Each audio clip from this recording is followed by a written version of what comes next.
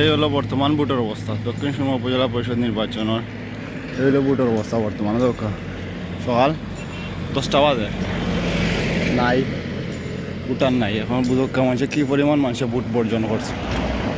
এটা 315 নম্বর কেন্দ্র মেবি রেঙ্গা হাজিগঞ্জ। বুঝতে পারো কী পরিমাণ অবস্থা, মানুষ নাই, খালি। ও ভোট দেওয়া আপনি? তোমার ভোট আসেনি? না রেঙ্গা হাজিগঞ্জ সরকারি প্রধান। এই সরাসরি আপনারা দেখাইলাম। এখন 10টা বাজে, 2-1 ছাড়া সারা খালি আছেন। 2-1 ব্যতীত কোনো ভোটার নাই, সব খালি।